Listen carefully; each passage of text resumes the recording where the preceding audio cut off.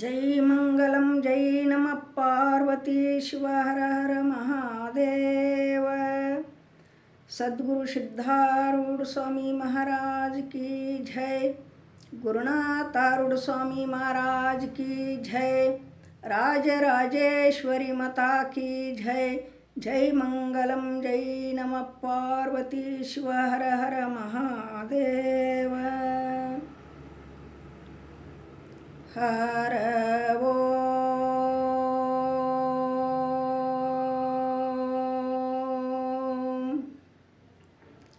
ಚಿದಂಬರಮಠಾಧೀಶಂ ಸಿದ್ಧಾರೂಢಯತೀಶ್ವರಂ ಶಿಷ್ಯಪಶಿಷ್ಯರೂಪೇಣ ಬೋಧಕಂ ಗುರುಮಾಶ್ರಯೇ. ಯದಂಘ್ರಿಕಮಲದ್ವಂದ್ವಂ ತಾಪತ್ರಯನಿವಾರಕಂ ಶಾಂತೇಕಪದದಂ ದೇವಂ ಸಿದ್ಧಾರೂಢಮಹಾಂ ಭಜೆ. ಸಿದ್ಧಾರೂಢಮಹಾಂ ಭಜೆ. ಪ್ರಾತಸ್ಮರಣೀಯರಾಗಿರುವ ಎನ್ನ ಸದ್ಗುರುಗಳ ಚರಣವನ್ನು ಹೃತ್ಕಮಲದಲ್ಲಿ ಧ್ಯಾನಿಸುತ್ತಾ ಅದ್ವೈತ ಸಾರ್ವಭೌಮ ಚಕ್ರವರ್ತಿ ಸಿದ್ಧಾರೂಢಪ್ಪನವರಿಗೂ ಅವರ ಕರಕಮಲ ಸಂಜಾತರಾದ ಮೌನಯೋಗಿ ಗುರುನಾಥಾರೂಢರಿಗೂ ಜಗನ್ಮಾತೆ ಜಗಜ್ಜನನಿಯಾದಿ ಶಕ್ತಿ ಕಾಳಮ್ಮನ ಪಾದಕ್ಕೂ ದೀರ್ಘದಂಡ ನಮಸ್ಕಾರಗಳನ್ನು ಸಮರ್ಪಿಸುತ್ತಾ ಶ್ರೀಕೃಷ್ಣ ಪರಮಾತ್ಮನನ್ನು ಮೊದಲು ಮಾಡಿಕೊಂಡು ಶ್ರೀಮನ್ ನಿಜಗುಣ ಶಿವಯೋಗಿಗಳವರನ್ನು ಬಸವಾದಿ ಪ್ರಮತರನ್ನು ಮೊದಲು ಮಾಡಿಕೊಂಡು ಎಲ್ಲ ಋಷಿ ಮುನಿಗಳಿಗೆ ನನ್ನ ದೀರ್ಘದಂಡ ನಮಸ್ಕಾರಗಳನ್ನು ಸಲ್ಲಿಸಿ ಶಿವಸ್ವರೂಪಿಗಳೇ,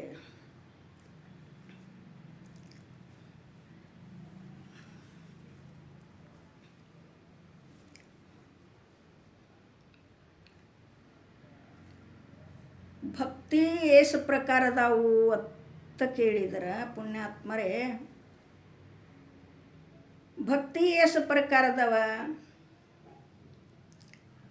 ನವವಿಧ ಭಕ್ತಿ ಎತ್ತ ಹೇಳ್ಕೊಂಡು ಬಂದಾರ. ಏನು ನವವಿಧ ಅಂತಂದ್ರೆ 9 ಥರದ ಭಕ್ತಿಯನ್ನು ಹೇಳ್ಕೊಂಡು ಬಂದಾರ ಪುಣ್ಯಾತ್ಮರೇ. ಅವು ಯಾವುವು? 9 ಅದಾವಲ್ಲ, ಅವು ಯಾವ್ಯಾವು ಅತ್ತ ಕೇಳಿದ್ರೆ ಇಲ್ಲಿ ಭಕ್ತಿ ವಿಷಯ ಅನ್ನತಕ್ಕಂಥದ್ದು 9 ಥರದ ಹೇಳ್ಯಾರಲ್ಲ. ಮೊದಲೇದ್ದು ಶ್ರವಣ ಭಕ್ತಿ. ಶ್ರವಣ ಭಕ್ತಿ ಅಂದ್ರೇನು? ಶಾಸ್ತ್ರ ಕೇಳುವುದು. ಇದು ಎಲ್ಲಕ್ಕಿಂತಲೂ ಶ್ರೇಷ್ಠವಾದಂಥ ಭಕ್ತಿ ರೀ. ಇದು ಕೂತ ಕೇಳುವುದೈತಲ್ಲ, ಇದು ಎಲ್ಲದಕ್ಕೆ ಶ್ರೇಷ್ಠದ. ಹೇಳೋರ್ಕಿಂತ ಕೇಳೋರು ಜಾನ್ ಇರ್ತಾರೆ. ಆ ಕೇಳಿದವರು ಭಾಳ ಪುಣ್ಯವಂತರವ್ರು. ಯಾಕೆ ಕಷ್ಟಪಟ್ಟಿರೋದಿಲ್ಲ ಅವ್ರು ಕಲಿಯಾಕ. ಆಗ ಹಿಡ್ಕೋತಾರೆ ಗಪ್ಪಣ, ಏನಿಲ್ಲಾರ್ದ. ಆ ಶ್ರವಣ ಭಕ್ತಿನ ಶ್ರೇಷ್ಠ ಅಂತ ಹೇಳಿದ್ರು ಇಲ್ಲಿ.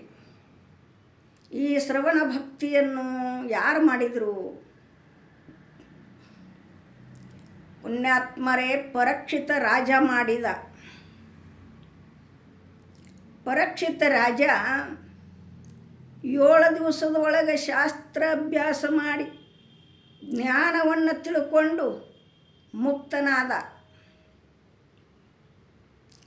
ನಾವು 60-70 ವರ್ಷದ ಮನುಷ್ಯರಾದರೂ 7 ದಿನ ಬಿಡ, ಅವರ 7 ದಿನದಾಗ ಶಾಸ್ತ್ರವನ್ನು ಕೇಳಿ ಶ್ರವಣ ಮಾಡಿ ಮುಕ್ತರಾಗ್ಯಾರ. ನಾವು 60-70 ವರ್ಷ ಆದರೂ ಸಹಿತ ನಮ್ಮ ಮುಖ ಕಾಡಿಲ್ಲ. ನಾವು ಮೋಕ್ಷ ಹೊಂದಬೇಕನ್ನುವಂಥ ನಮ್ಮಲ್ಲಿ ಭಾವನೂ ಬಂದಿಲ್ಲ. ಯಾಕೆ? ವಿವೇಕ ಇಲ್ಲಲ್ಲ. ವಿವೇಕ, ವೈರಾಗ್ಯ, ಸಮಾಧಿ, ಸಿದ್ಧ ಸಂಪತ್ತಿ, ಮುಮುಕ್ಷತ್ವಾದಿ ಶಾಸ್ತ್ರದಲ್ಲಿ 4 ಥರ ಹೇಳ್ಕೊಂಡು ಬಂದಾರ. ಮೊದಲ ವಿವೇಕನ ಇಲ್ಲ. ಮನುಷ್ಯನಿಗೆ ವಿವೇಕ ಇತ್ತಪ್ಪ ಅಂತಂದ್ರೆ ಅದು ವೈರಾಗ್ಯ ತಾನ ಬರ್ತದ. ಇಲ್ಲಿ ವಿವೇಕ ಅಂದ್ರೆ ಏನು? ವಿವೇಕದ ಲಕ್ಷಣವನ್ನು ಹೇಳಿಕೊಂಡು ಬಂದಾರ ಪುಣ್ಯಾತ್ಮರೇ ಶಾಸ್ತ್ರದಲ್ಲಿ. ಆತ್ಮನು ನಾಶರಹಿತನು, ಅಚಲನು, ನಿಷ್ಕ್ರಿಯನು, ಕ್ರಿಯಾರಹಿತನು, ನಿತ್ಯ ಬುದ್ಧನು, ಮುಕ್ತ ಸ್ವರೂಪನು. ಆತ್ಮನಿಗೆ ಈ ಜಗತ್ತ ಪ್ರತಿಕೂಲವೆನಿಸುತ್ತದೆ. ಇದು ವಿವೇಕದ ಲಕ್ಷಣ ಪುಣ್ಯಾತ್ಮರೇ. ಅದಕ್ಕಾಗಿ 7 ದಿವಸದ ಒಳಗೆ ಶ್ರವಣ ಭಕ್ತಿ ಮಾಡಿ ಪರೀಕ್ಷಿತ್ ರಾಜ ಮುಕ್ತಿ ಹೊಂದಿದ. ನಮಗೆ ವಿವೇಕನ ಇಲ್ಲ. ಎಷ್ಟು ಸಲ ಹೇಳ್ತೀರಿ ಅನುವಲ್ರೆಕ್ಕರೆ. ಯಾಕತ್ ಕೇಳಿದ್ರೆ ವಿವೇಕ, ವೈರಾಗ್ಯ, ಸಮಾಧಿ, ಷಟ್ ಸಂಪತ್ತಿ, ಮುಮುಕ್ಷತ್ವಾದಿ ಅವು 4 ಸಾಧನಗಳನ್ನದಾವು ಶಾಸ್ತ್ರದ್ದು. ಆ ಶ್ರವಣ ಭಕ್ತಿ ಮಾಡಿದ. ಶ್ರವಣ ಅಂತಂದ್ರೆ ಏನಿಲ್ಲೇ? ನೀರನ್ನು ಕುಡಿತನ್ನ.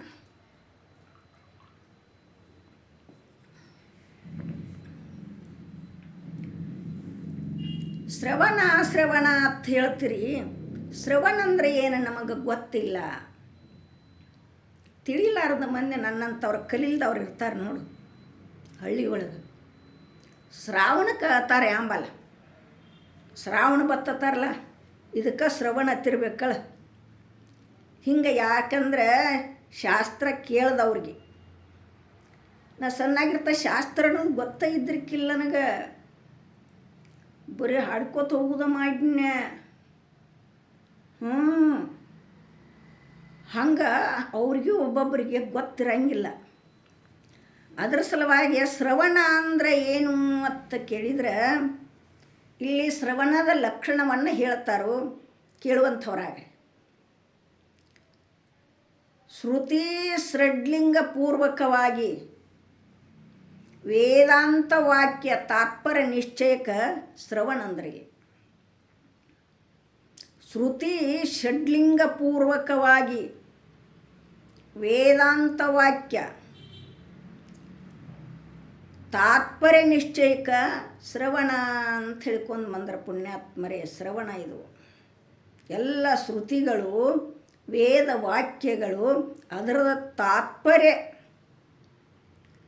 ಇದು ಯಾರಿಗೆ ಗುರ್ತಿರ್ತೈತೆ ಅಂದ್ರೆ ಆ ಶ್ರೋತ್ರಿಯ ಬ್ರಹ್ಮನಿಷ್ಠ ಸದ್ಗುರು ಮಾತ್ರ ಗುರ್ತಿರ್ತೈತಿ. ಇದು ಲಕ್ಷಣ.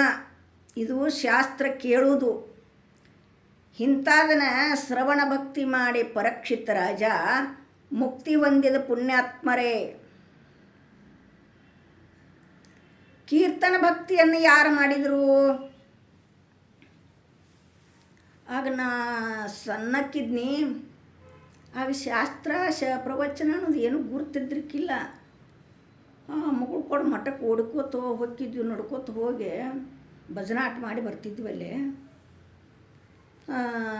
ನಮ್ಮೂರಿಗೆ ಒಬ್ಬ ಕಣ್ಣೂರು ಅವ ಬಂದಿದ್ದ ಸಾಧಕ ಮನುಷ್ಯ. ಒಂದು 4 ಕತೆ ಹೇಳ್ತಿದ್ದ. ಅವಾಗ ದಿನ ಹೂವಿನ ಮಾಲಿ ಮಾಡಿ ಹೊಕ್ಕಕ್ಕಿನ ಅಷ್ಟು ಆನಂದ ಅನಿಸ್ತತ್ತ ಕತೆ ಹೇಳಕತ್ತಾನ. ಈಗೇನ್ರಿ ಶಾಸ್ತ್ರ ಅಂದ್ರೆ ಓಹೋ ಎಷ್ಟು ಅಮೃತ ಶಿಮಿ. 2 ಕತಿಗಾಗಿ ತಲೆ ಕೆಟ್ಟಿತ್ತು ನಂದು. ನಮ್ಮಪ್ಪ ಅವ್ರು ಏನೋ ಹುಣಸಾಳಕ್ಕೆ ಬಂದ್ರಲ್ಲ, ಇಷ್ಟು 30 ವರ್ಷ ಆಗಿರ್ಬೋದು. ಶಾಸ್ತ್ರ ಅನ್ನೋದು ಆಗ ತಿಳಿಸ್ಕೊಟ್ರು ನನಗೆ. ಆಗ ಹೇಳಿದ್ರೆ ಅವರು. ಆಗ ಶಾಸ್ತ್ರ ಅನ್ನೋದು ನನಗೆ ಗೊತ್ತಾಯ್ತು. ಪುಣ್ಯಾತ್ಮರೇ, ಈ ಶ್ರವಣ ಭಕ್ತಿ ಮಾಡಿ ಪರೀಕ್ಷಿತ್ ರಾಜ ಮುಕ್ತಿ ಹೊಂದಿದ.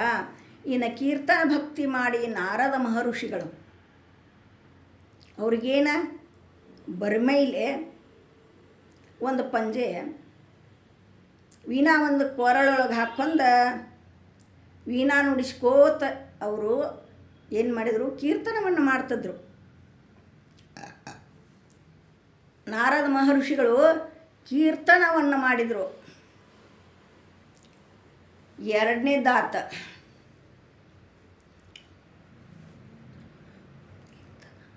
ಪಾದಸೇವನ ಭಕ್ತಿ ಯಾರು ಮಾಡಿದರು? ಮಹಾವಿಷ್ಣುವಿನ ಹೆಂಡತಿಯಾಗಿರುವ ಮಹಾಲಕ್ಷ್ಮೀ ದೇವಿ ಮಾಡಿದ್ಲು. ಏನು? ಪಾದಸೇವನ ಭಕ್ತಿ. ಯಾವಾಗಲೂ ನೋಡ್ತಿರ್ಲಿಲ್ಲ ನೀವು, ಫೋಟೋಗಳು ಹಾಕಿರ್ತಾರೆ ನೋಡಿ, ಕ್ಯಾಲೆಂಡ್ರ ಫೋಟೋ. ಆ ಪರಮಾತ್ಮನ ಕಾಲು ಹಂತಲೇ ಕೂತಿರ್ತಾಳೆ ಆಕೆ ಲಕ್ಷ್ಮೀ. ಆಕೆ ಕಾಲು ಹಂತಲೇ, ಪರಮಾತ್ಮನ ಕಾಲು ಹಂತಲೇ ಕೂತ್ರು ಸಹಿತ ಪಾದ ಸೇವನ ಭಕ್ತಿ ಇದೆ. ಕೂತ್ರು ಸಹಿತ ನಾನ ಹೆಚ್ಚುತ್ತಾಳೆ ಆಕೆ. ಹೆಂಗಂದ್ರೆ ಇಬ್ಬರು ಗಂಡ ಹೆಂಡತಿ ಇದ್ರಿ. ಇಬ್ಬರು ಗಂಡ ಹೆಂಡತಿ ಇದ್ದರು. ಆಕಿ ಅದ ನಡ್ಯಾಕೆ ಹೋಗಿದ್ಲು ಹೆಣ್ಮಗಳು. ಊರೆಲ್ಲ ಉಡಿ ತುಂಬ್ಕೊಳಕ್ಕೆ ಹೇಳಿದ್ರಿ. ಶ್ರಾವಣದಾಗ ಗೌರಿ ಪೂಜೆ ಮಾಡ್ತಾರೆ, ಮಾಘ ಮಾಸದಾಗ ಲಕ್ಷ್ಮೀ ಪೂಜೆ ಮಾಡ್ತಾರೆ. ಹಿಂಗೆ ಒಂದು ಇದ್ರಾಗ ಪೂಜೆ ಮಾಡಿದ್ರು. ಮುತ್ತೈದೆಯರನ್ನ ಕರೆದ ಉಡಿಯನ್ನು ತುಂಬುತ್ತಿದ್ರಿ. ಆ ಹೆಣ್ಮಗಳು ಮುಂಜಾನೆ ಏನು ಹೋದ್ಲಲ್ಲ, ಸಂಚನ ಎಲ್ಲರೂ ಮನೆ ಅಲ್ಲೇ ತಿರುಗಾಡಿ ಬಂದ್ಲಕ್ಕೆ. ಎಲ್ಲರೂ ಮನೆ ಉಡಿ ತುಂಬಿಸ್ಕೊಳ್ಳೋದತ್ತಿ, ಅಲ್ಲೆಟ್ಟ ಪ್ರಸಾದ ಮಾಡೋದತ್ತಿ, ಬರೋದತ್ತಿ. ಹಿಂಗೆ ಮಾಡಿದಳು ಪುಣ್ಯಾತ್ಮರೇ. ಆಕೆ ಯಾವಾಗ ಬರಬೇಕು ಅಂತ ಕೇಳಿದ್ರೆ ಹೊತ್ತು ಮನೆಗೆ ಬಂದ್ಲಕ್ಕೆ ಹೆಣ್ಮಗಳ. ಈ ಗಂಡ ಕೂತ ಹರ್ಯಾಂದ ಊಟ ಇಲ್ಲ, ಏನಿಲ್ಲ, ಅವ ಮಾಡಿಕೊಳ್ಳವಲ್ಲ. ಏನಿದು ಒಂದು ಹರ್ಯಾಣ ಚಂಚನ ಹೋದ್ಲೆ ಮುತ್ತೈತನಕ್ಕೆ ನೀನು ನಾನು ಊಟ ತಿನಸ ಏನೂ ವಿಚಾರ ಇಲ್ಲ ನಿನಗತ್ತು ಕೇಳಿದ. ಇಲ್ರಿ, ಮುತ್ತೋದ್ಯಾರಂದ್ರೆ ಹೆಚ್ಚಿನವರು, ಅದಕ್ಕೆ ಕರೀತಾರೆ, ಕರೆದು ಉಡಿ ತುಂಬುತ್ತಾರೆ. ನೋಡ್ರಿ, ನಾ ಇಷ್ಟೆಲ್ಲ ಉಡಿ ತುಂಬಿಸ್ಕೊಂಬಂದನಿ, ನಾನು ಶ್ರೇಷ್ಠ ಹೋದಲ್ರಿ ಅಂದ್ಲಕ್ಕೆ ಹೆಣ್ಮಗಳ್ರಿ. ಆಗ ಗಂಡಂದ,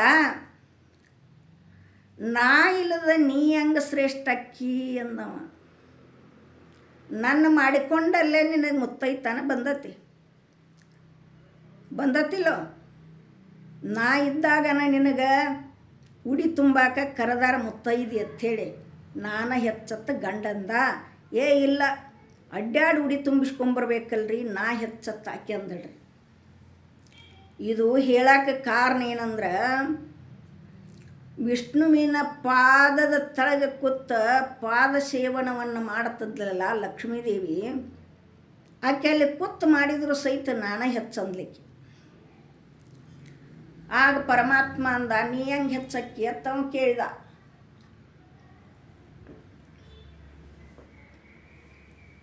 ನೀ ಹಂಗೆ ಹೆಚ್ಚಕ್ಕಿ ಅಂದ. ಇಲ್ಲ ನೋಡ್ಲ, ನಾನು ಹೆಚ್ಚದನ. ಶ್ರಾವಣ ಬತ್ರಿ, ಒಂದು ಅರಿವಿ ಗಂಟು, ತನ್ನ ಬಟ್ಟೆ ಗಂಟು ತೊಗೊಂಡ ಸನ್ಯಾಸಿ ವೇಷ ಹಾಕಿ ಒಂದು ಊರಿಗೆ ಬಂದ್ರಿ ಮಹಾವಿಷ್ಣು. ಊರಿಗೆ ಬಂದು ಒಂದು ಗುಡಿ ಒಳಗೆ ಕೂತ, ಆ ಊರಾಗಿನವರು ಅವರು ಗಂಟ ತೊಡೆ ತೊಗೋಬೇಕು, ದುಡ್ಡು ತೊಡೆ ತೊಗೋಬೇಕು, ಚಂದಂಗಾರ ಹೇಳಬೇಕು. ಈ ಪುಕ್ಕಟ ಹೇಳಿದ್ರಂತ ಒಳ್ಳೆ ಚಲೋ ಆತ, ಅಂಥ ಕುಳ ಇದ್ರವರು. ಹಿಂಗಿರುವಾಗ ಯಾರು ಸಿಗ್ಲಾರಕ್ಕಾಗಿ ಅವರು ಶ್ರಾವಣದಾಗ ಪ್ರವಚನ ನಡೆಸಲೇ ಇಲ್ಲ ಊರಾಗ. ಶ್ರಾವಣ ಎಲ್ಲ ಬಂದಿತ್ತು, ಎಲ್ಲ ಕಡೆ ನಡೀತಿದ್ದು. ಕರೆ ದುಡ್ಡಿಗೆ ಶನಿತನ ಮಾಡ್ರು. ಯಾಕೆ ದುಡ್ಡು ಕೊಟ್ಟು ಎಲ್ಲಿ ತರೋದು? ಫ್ರೀಯಾಗಿ ಯಾರು ಹೇಳಕ್ಕೆ ಬಂದರೆ ಹೇಳಿಸೋದು, ತೊಡೆ ತೊಗೊಂಡ್ರೆ ಹೇಳಿಸೋದು. ಭಾಳ ಇವ್ರು 50,000 ಗಂಟ್ಲೆ ನಂಬಿ ಕೇಳಿ ಅವ್ರು ಎಲ್ಲರೂ ಸನ್ಯಾಸಿಗಳು 50,000 ಕೊಟ್ಟರೆ ಹೋಗೋದು ಹೆಣ್ಮಕ್ಳು. ಇಲ್ಲ ತಂದ್ರೆ ಇಲ್ಲ, ಕರೆ ಅನ್ನೋದು ನಮ್ಮ ಕಂಡೀಷನ ಮಾಡೋದು. ಹೀಗಿರುವಾಗ ನೀವೇನ್ರ ಪ್ರವಚನದು ಮಾಡ್ತೀರಿ ಏನ್ರಿ ಅಂತ ಕೇಳಿದ್ರೆ ಅವು ಹಿರಿಯರ ದಿನ ಗುಡಿಗೆ ಹೋಗ್ಯಾರ ನೋಡ್ರಿ. ಸ್ನಾನ ಆದ್ರೂಪಲೆ ಗಂಧ ಹಚ್ಕೊಂಡು ವಿಭೂತಿ ಹಚ್ಕೊಂಡು ದಿನಾಲು ಗುಡಿಗೆ ಹೊಕ್ಕಿದ್ರು ಅವರು. ದೇವ್ರಿಗೆ ನಮಸ್ಕಾರ ಮಾಡಿ ಬೇಡ್ಕೊಂಬರಕ್ಕೆ. ಹಿಂಗೆ ಹೋಗುತ್ತಿರುವಾಗ ಹಿರಿಯರನ ಮತ್ತು ದೇವ್ರಿಗೆ ಹೋಗೋರು ಲಘು ಕೇಳಿದ್ರು ಅವ್ರನ್ನ, ಏನ್ರಿ ನೀವು ಪ್ರವಚನದು ಮಾಡ್ತೀರೇನ ಕೇಳಿದಾಗ. ಆಗ ಹೇಳಿದರು, ನೀವು ಹೇಳಂದ್ರೆ ಒಳಗೆ ಹೇಳ್ತೇನ್ರಪ್ಪ, ನಾ ಪ್ರವಚನಗಾರ ಅದನ್ನು ಯಾರು ಬೇಕಾದವ್ರು ಕರೆದ್ರೆ ಹೋಗವ, ನಾನು ಮಾಡ್ತನು. ಏನು ತಗೋತೀರಿ? ದುಡ್ಡ ಕೇಳ್ರು. ಏನು ಕೊಡ್ತೀರಿ ಕೊಡಕ್ಕಿರಳ ಕೊಟ್ಟದು ಕೊಡಕ್ಕಿರತ್ತ ಎಷ್ಟರೇ ಯಾಕೋ ತಕ್ಕ ಮಾತು ಯಾಕ ನಾ ಹೇಳ್ತನು ಅಂತ ಹೇಳಿದ್ರು ಅವರು. ವಿಷ್ಣುವಿನ ರೂಪದಿಂದ ಸನ್ಯಾಸಿಯಾಗಿ ಬಂದಂಥವ್ರು ಹೇಳಿದ್ರು ಹಿರಿಯರಿಗೆ. ಹಂಗಾದ್ರೆ ಡಂಗ್ರ ಹೊಡಿಸಿದ್ರಿ ಊರೆಲ್ಲ ಡಂಗ್ರ ಹೊಡಿಸಿ ಸಂಜೆಕ ಪ್ರವಚನ ಐತಿ. ದೊಡ್ಡ ಗುರುಗಳು ಬಂದಾರ. ಇಲ್ಲೇ ಶಿವನ ಗುಡಿ ಒಳಗೆ ನಡಿತೈತಿ ಪ್ರವಚನ. ಎಲ್ಲರೂ ಬರ್ಬೇಕಂಥೇಳಿ ಡಂಗ್ರ ಹಾಸಿದ್ರಿ ಪುಣ್ಯಾತ್ಮರೇ. ಡಂಗ್ರ ಹಾಸಿದಾಗ ಎಲ್ಲರೂ ಹೊತ್ತು ಮನೆಗೆ ಅನ್ನ ಸಾರ ಊಟ ತಪ್ಪ ಹೇಳಿದ್ರು. ಶುರು ಮಾಡಿದ್ರು ಅಡುಗೆ. ಅನ್ನ ಸಾರ ಊಟ ಇತ್ತಂದ್ರನ ಪ್ರವಚನ ಕೇಳಕ್ಕೆ ಬರ್ತಾರೆ. ಊಟ ಇರ್ಲಿಕ್ಕೆ ಬರಂಗಿಲ್ಲ. ಯಾಕಂತ ಕೇಳಿದ್ರೆ ಅಡುಗೆ ಮಾಡೋ ಟೈಮ್ದಾಗ ಪ್ರವಚನ ಇರ್ತೈತಿ. ಅವಾಗ ಅಡುಗೆ ಮಾಡಬೇಕೋ ಏನು ಪ್ರವಚನಕ್ಕೆ ಹೋಗಬೇಕೋ? ಬಂದವಾಗ ಮಾಡ್ಕೊಂಡು ತಿನ್ನೋದು 10-11ಕ್ಕೆ. ಅಡುಗೆ ಮಾಡಿ ಇಟ್ಟು ಹೊಕ್ಕಿಯ ನಮ್ಮ ಹೊಲಗೊಳ್ದಾಗ ಕೆಲಸ ಇರ್ತಾವೆ. ಎಲ್ಲಿದು ಬಿಡಿಸಿವನ ಅಂಥೇಳಿ ಮನೆ ಒಳಗೆ ಕೂತಿರ್ತಾರೆ. ಎಲ್ಲರೂ ಕುಲ್ಲನ ಇರಂಗಿಲ್ಲರಲ್ಲ. ರೈತರು ಇರ್ತಾರೆ, ನೌಕರಿಗಾರು ಇರ್ತಾರೆ. ಹೀಗಿರುವಾಗ ಅನ್ನ ಸಾರ ಊಟ ಐತಿ, ಎಲ್ಲರೂ ಪ್ರವಚನ ಕೇಳಕ್ಕೆ ಬರಬೇಕು ಒತ್ತು ಡಂಗ್ರ ಹಾಸಿದ್ರಿ. ಡಂಗ್ರ ಹಾಸಿದ್ರು 7 ಗಂಟೆಗೆ ಬರ್ಬೇಕಂಥೇಳಿ ಇವರ ಗುರುಗಳು ಕೂತ್ರಿ ವೇದಿಕೆ ಮೇಲೆ. ಕೂತ್ರು, ಎಲ್ಲ ಮಂದಿ ಬಂದು ಕೂತ್ರು. ಎಲ್ಲರೂ ನಮಸ್ಕಾರ ಮಾಡಿದರು. ಮಾಡಿ ಪ್ರವಚನ ಶುರು ಮಾಡಿದ್ರಿ.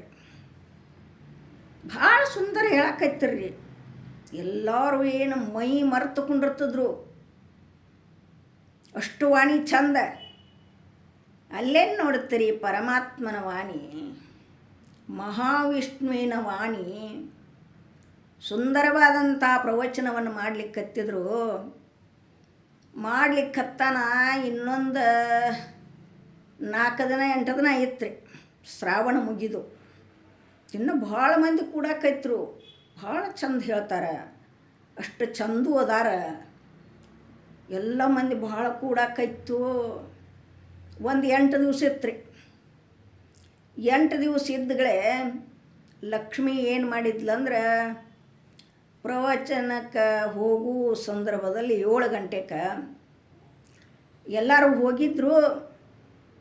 ಒಬ್ಬ ಹೆಣ್ಮಗಳ ಒಂದು ಮಗು ಇತ್ತು. ಎಮ್ಮೆ ಹಿಂಡತ್ತದ್ಲಕ್ಕೆ ಎಮ್ಮಿತ್ತು. ಹಿಂಡೆ ಒಲೆ ಮೇಲೆ ಹಾಲಿಟ್ಟು ಇನ್ನು ಹೋಗ್ಬೇಕತ್ತು ಮಾಡಿದ್ಲಕ್ಕೆ ಆ ಹೆಣ್ಮಗಳ ಪ್ರವಚನಕ್ಕೆ. ಹಿಂಡಿದ್ಲು, ಹಾಲಿಟ್ಲು. ಮಗ ಒಂದಿತ್ತು ಬಗಲಾಗ ಹಾಕ್ಕೊಂಡ್ಲು. ಬಾಗ್ಲ ಹಾಕಬೇಕತ್ತಿದ್ಲು. ಮುದುಕಿ ಆಗಿ ಬಂದಳ್ರಿ. ಯಾರ? ಮಹಾಲಕ್ಷ್ಮಿ. ಮುದುಕಿ ಆಗಿ ಬಂದ ಯವ್ವ ತಲೆ ನಡಗಿಸ್ಕೊತ ಒಂದು ಅರಿಬಿ ಗಂಟೆ ಬಗಲಾಗ ಹಿಡ್ಕೊಂಡು ಒಂದು ಬಡಿಗೆ ಹಿಡ್ಕೊಂಡು ಮುದುಕಿ ಆಗಿ ಬಂದ್ಲು. ಯವ್ವ ಗಂಟ್ಲಾರೈತೆ, ನನ್ನ ಮಗಳ ನೀರಸ ಕೊಡು, ನೀರಸ ಕುಡಿತನು. ಅಯ್ಯ ನಾವು ಪ್ರವಚನ ಕೇಳಕ್ಕೆ ಹೊಂಟದಿವ, ಬಾಗ್ಲ ಹಾಕಾಕತ್ತೇನೆ ಹೋಗಿನ್ನ.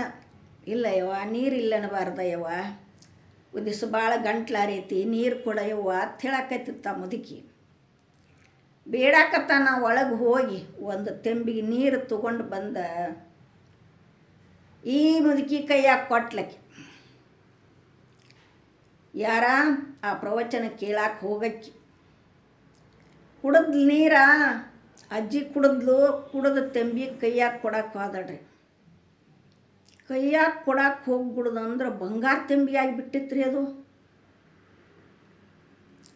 ಮಹಾಲಕ್ಷ್ಮಿ ಆಕಿಗೇನ್ರಿ ಬಂಗಾರ ತೆಂಬಿಗಾಗಿತ್ತು. ಕೊಡು ಮುಂದೆ ಸ್ಟೀಲಿನ ತೆಂಬಿಗೆ ಕೊಟ್ಟನಿ. ಈಗ ಬಂಗಾರ ತೆಂಬಿಗೆ ಆತಲ್ಲ ಇದು, ಏನು ವಿಚಿತ್ರ.